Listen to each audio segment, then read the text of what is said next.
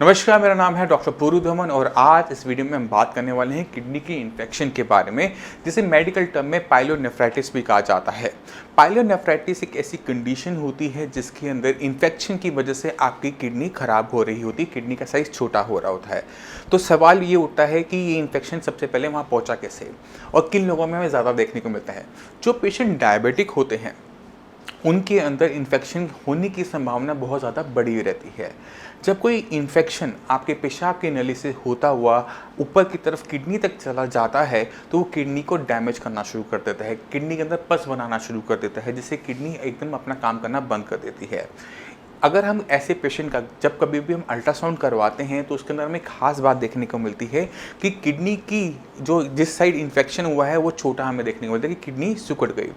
अब जब कभी आपको इन्फेक्शन होता है तो सबसे बड़ा जो सिम्टम हमें पाइलोनेफ्राइटिस के अंदर देखने को मिलता है वो है फीवर।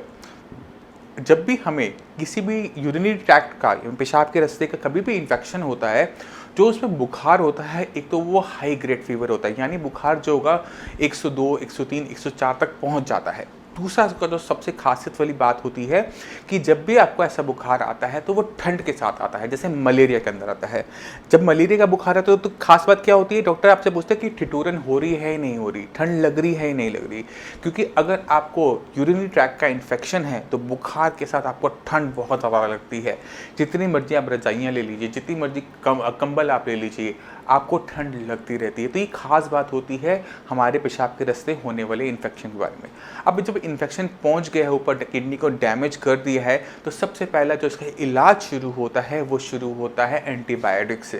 क्योंकि एंटीबायोटिक हमें देना पड़ता है क्योंकि किडनी के अंदर इन्फेक्शन है और कोई भी मेडिसिन एंटीबायोटिक्स के अलावा आपकी मदद नहीं कर सकती। क्योंकि किडनी को बचाना है तो सबसे पहला काम है कि हमें उस इन्फेक्शन को मिटाना है।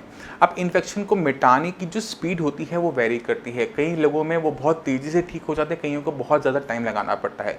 जो पेशेंट डायबिटिक हैं और हाइपर डायबिटिक हैं, हाइपरग्लाइसेमिक हैं, उनके अंदर इस इन्फेक्शन को ख़त्म करने के लिए एंटीबायोटिक का कोर्स लंबा चलता है। जिन लोगों को डायबिटीज़ नहीं होती उनके अंदर जो मेडिसिन है वो तेज़ी से काम कर जाती है। ये पहला फैक्टर।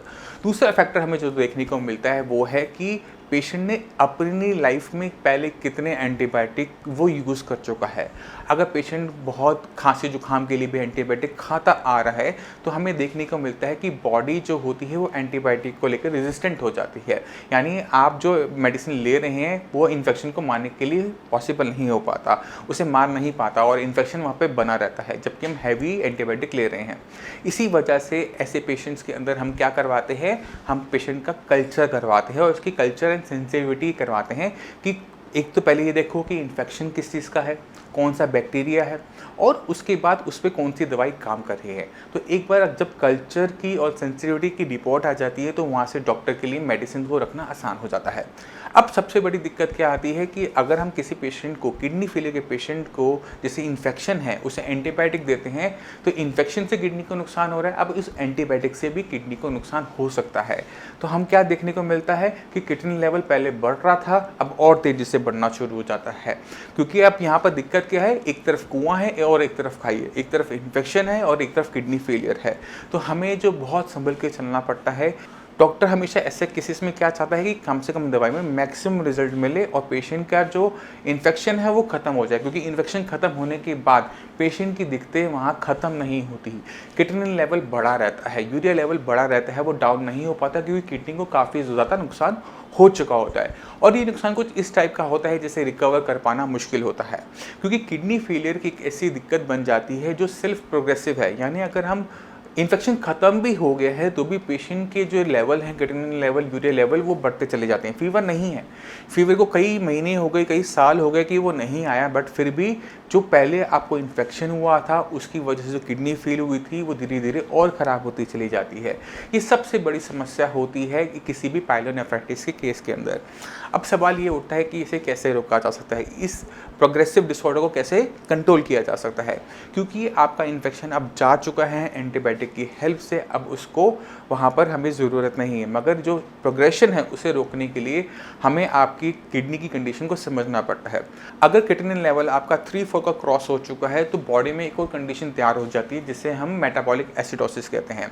मेटाबॉलिक एसिडोसिस को मैं आपको आसान शब्दों में समझाने की कोशिश करता हूँ। जब हमारी किडनी खराब होनी शुरू हुई इन्फेक्शन की वजह से, तो बॉडी के अंदर जो वेस्ट मटेरियल था, क्रिएटिनिन था, यूरिया था, वो इकट्ठा होना शुरू हुआ। क्रिएटिनिन यूरिया को हम इसलिए जानते हैं क्योंकि हम उसको लैब में टेस्ट करते हैं, क्योंकि इन लैब में टेस्ट करना आसान होता है। बट शरीर में इनके जैसे बहुत सारा वेस्ट मटेरियल इकट्ठा हो रहा होता है जिसे हम टेस्ट नहीं करते, KFT रिपोर्ट में नहीं करवाते, और उनमें से एक है आपका एसिड। ये एसिड वो नहीं होता है जो हम अपने पेट में जलन में महसूस करते हैं। ये एसिड वो होता है जो हमारा हर छोटा सेल जब वो खाना खाता है तो उसे सेक्रीट करता है। नॉर्मली किडनी इसको बाहर कर देती है, मगर अब किडनी क्योंकि कम काम कर रही है, ये एसिड बाहर नहीं जा पा रहा। अब ये एसिड ब्लड में बना रहता है। अब जब ब्लड एसिड के साथ किडनी में जाता है तो किडनी को तेज़ी से नुकसान पहुँचाता है। इस कंडीशन को कहते हैं मेटाबॉलिक एसिडोसिस। इसे कंट्रोल करने के लिए हमें पेशेंट को सोडियम बाइकार्बोनेट देना पड़ता है। सोडियम बाइकार्बोनेट यानी बेकिंग सोडा। बेकिंग सोडा जो होता है ये बफर होता है। अगर हम इसे लेते हैं तो ये एसिड के रिएक्ट कर उसे न्यूट्रलाइज कर देता है, उसे शांत कर देता है। ब्लड आपका ठीक से pH में ठीक आ जाता है और किडनी को नुकसान नहीं होता, मेटाबॉलिक एसिडोसिस नहीं होता। तो नुकसान आपको पहले हुआ था, इन्फेक्शन आपको पहले हुआ था, किडनी ने काम करना पहले बंद किया था, मगर उसकी वजह से और दिक्कतें पैदा होनी शुरू हो गई, जिसमें से मेटाबॉलिक एसिडोसिस एक है। तो हमें इसे कंट्रोल में करना होता है। उसके बाद हमें अगर creatinine level, urea level down करना है तो हमें थोड़ा सा किडनी को समझना पड़ता है कि किडनी किस तरह से अपने फंक्शंस को बढ़ा सकती है, क्योंकि किडनी के अंदर जो डैमेज हुआ है, जो मर चुका है टिश्यू, वो जिंदा किसी भी कीमत पे नहीं होगा। जो जिंदा है उसी से हमने पहले से बेटर काम लेना होता है। अगर हम नहीं लेते और उसके अंदर नुकसान होने देते हैं तो पेशेंट बहुत ही जल्दी डायलिसिस पे आ जाता है। अब बढ़ते हुए क्रिएटिनिन लेवल को कंट्रोल करने के लिए, यूरिया लेवल को कंट्रोल करने के लिए हमें किडनी फंक्शन रिस्टोरेशन ट्रीटमेंट को स्टार्ट करना पड़ता है। ये ऐसा ट्रीटमेंट है जो किडनी की फंक्शनिंग को बढ़ाता है, क्योंकि मरे को हम जिंदा नहीं कर सकते, मगर जिंदे से हम ज़्यादा काम ले सकते हैं। जो बीमार है उसे दोबारा काम पर लेकर आ सकते हैं। तो जैसे जैसे आपका वो पार्ट जो अभी तक बीमार था, काम पे नहीं था, उसे हम काम पर लेकर आते हैं तो वो अपना दोबारा से काम, यानी खून को साफ करने का काम करना शुरू करता है, क्रिएटिनिन को बाहर निकालना शुरू करता है, यूरिया बाहर जाना शुरू करता है, और आपका creatinine level, urea level down होना शुरू हो जाता है। किडनी ने अपने फंक्शंस को बढ़ाया। ये बहुत इंपॉर्टेंट होता है किसी भी पाइलोनेफ्राइटिस के केस के अंदर, मगर उसके लिए शर्त ये होती है कि आपको फीवर आना बंद हो चुका हो, आपकी यूरिन की रिपोर्ट के अंदर इन्फेक्शन ना हो, तभी जाकर ये ट्रीटमेंट स्टार्ट हो पाता है। पहले आप एंटीबायोटिक का ट्रीटमेंट करेंगे, उसके बाद किडनी फंक्शन रिस्टोरेशन ट्रीटमेंट करेंगे, जिससे आपके बढ़े हुए क्रिएटिनिन लेवल, यूरिया लेवल को आराम से कंट्रोल में लाया जा सके, उसे बढ़ना रोका जा सके। तो ये बहुत इंपॉर्टेंट चीज़ें हैं जो हर एक ऐसे पेशेंट को पता होना चाहिए जिसकी किडनी खराब हो रही है इन्फेक्शन की वजह से, पाइलोनेफ्राइटिस की वजह से। मैं उम्मीद करता हूँ इस वीडियो से आप काफ़ी कुछ समझ गए। अब मैं चाहता हूँ कि आप कुछ पेशेंट्स के इंटरव्यूज़ देखें जो साइंस एंड जीवन में किडनी फेलियर की दिक्कत लेकर आए थे, किस तरह से हमने उनकी हेल्प की, आप उनको देखिए और मुझे चलने की आज्ञा दीजिए। धन्यवाद। नमस्कार, मेरा नाम है डॉक्टर पुरुधमन और आज हम बात करने वाले हैं एक पेशेंट के बारे में जिनका क्रिएटिनिन लेवल सिर्फ 15 दिन के अंदर 9 से 1 के आसपास आया है। तो चलते हैं एक बार अख्तर जी से, पहले उनकी हम सुनते हैं कि उनकी लाइफ में किस तरह से साइंस इंजीनियरिंग परिवर्तन लेकर आया, फिर मैं आपको समझाऊंगा कि ये केस क्या था। तो अख्तर जी, किडनी आपकी खराब हो रही है, वो कब पता लगा था? 15 दिन पहले। 15 दिन पहले जी। 15 दिन पहले आपके क्रिएटिनिन के लेवल क्या थे? 9.1। 9.1 जी सर। और दिक्कत क्या महसूस कर रहे थे उस टाइम में? उल्टी आना, चक्कर आना, टेम्परेचर बढ़ना, बीपी, बुखार भी था उस टाइम में जी सर। आपको? और कहीं और दिखाया था आपने यहाँ आने से पहले? जी, प्राइवेट हॉस्पिटल। अच्छा। जहाँ डायलिसिस के लिए बोला गया था। डायलिसिस के लिए बोल दिया था जी आपको। सर। तो आपने सिर्फ 15 दिन का ट्रीटमेंट लिया है, अब आपका लेवल क्या है? अब सर मेरा लेवल है 1.67। 1.67। अब बॉडी में कोई दिक्कत महसूस कर रहे हो? नहीं सर, बिल्कुल बेहतर और बेहतरीन। अब काम पे जा पा रहे हो, नहीं जा पा रहे? जी, अब तो जा रहा हूँ। कब से जा रहे हो काम पे? 4-5 रोज हो गए। 4-5 दिन हो गए, काम भी शुरू कर दिए दोबारा से? सर। ये तो बहुत अच्छी बात है। अख्तर जी का जो क्रिएटिनिन लेवल है 9 से 1 जो 15 दिन के अंदर आया, उसके लिए हमें बहुत जगह पे काम करना पड़ा एक साथ। पहले तो ये समझना पड़ा कि किडनी खराब क्यों हो रही है। नॉर्मली जो किडनी होती है 80-90% लोगों के अंदर खराब होती है हाई बीपी और शुगर की वजह से। अख्तर जी को ना बीपी ना शुगर।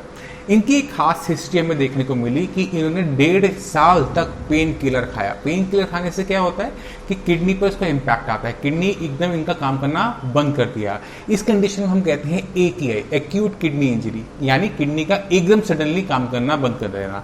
इसको आसान शब्दों में आपने समझना है तो समझो कि किडनी एकदम शॉक में चली गई थी। ठीक है, अंदर कोई नुकसान नहीं हुआ, कोई सूजन नहीं, कुछ नहीं है, बट जो हम एलोपैथिक मेडिसिन खाते हैं, एंटीबायोटिक्स खाते हैं, पेन किलर खाते हैं, उसकी वजह से किडनी ने एकदम सडनली काम करना बंद कर दिया। अब जब वो काम करना बंद कर देगी तो खून को साफ करने की जो इनकी किडनी की क्षमता है वो एकदम बंद हो गई। अब शरीर के अंदर किटनिन बढ़ रहा था, यूरिया बढ़ रहा था, जिसकी वजह से इनको दिक्कत महसूस हो रही थी। चाहे वो मांसपेशियों में एटन थी, वॉमिटिंग थी, पैरों में सूजन थी, वो सब आना शुरू हुआ क्योंकि अब किडनी ने पेशाब बनाना ही बंद कर दिया था। तो अब ऐसे केसेस के अंदर नॉर्मली कोई देखेगा तो पहले ही बोलेगा कि डायलिसिस स्टार्ट करो, मगर इन्होंने थोड़ा साइंस इंजीनियरिंग में फेथ दिखाते हुए जो ट्रीटमेंट शुरू किया, और क्योंकि एक ही आई था, अंदर किडनी के अंदर डैमेज नहीं था, तो मेडिसिन ने बहुत तेजी से अच्छा काम करते हुए लेवल 9 से सीधा 1, वो भी सिर्फ 15 दिन के अंदर। ये सब पेशेंट्स में नहीं हो सकता, ये सिर्फ उन्हीं पेशेंट्स में देखने को मिलता है जिनकी किडनी एक्यूट किडनी इंजरी से सफ़र कर रही हो। बाकी जो हमारे साइंस इंजीनियर की बाकी जो हमारे पेशेंट हैं जो किडनी के और मरीज हैं, उन्हें आप क्या कहना चाहोगे? मैं तो ये कहना चाहूँगा कि हमारे साइंस संजीवनी से ही इलाज कराया जाए, बहुत बेहतर और बहुत अच्छा इलाज है, और मैं बहुत खुश हूँ, संतुष्ट भी हूँ। मैं उम्मीद करता हूँ इस वीडियो से आप समझ गए होंगे कि AKI क्या होता है, एक्यूट किडनी इंजरी क्या होता है, इसके कारण क्या होते हैं, पेन किलर्स हैं, आपके एंटीबायोटिक्स हैं, आप समझ गए होंगे। फिर भी आपके माइंड हो तो हमारे डॉक्टर, साइंस इंजीनियरिंग डॉक्टर्स हैं, आप उन्हें कॉल कर उनसे बाकी इन्फॉर्मेशन ले सकते हैं।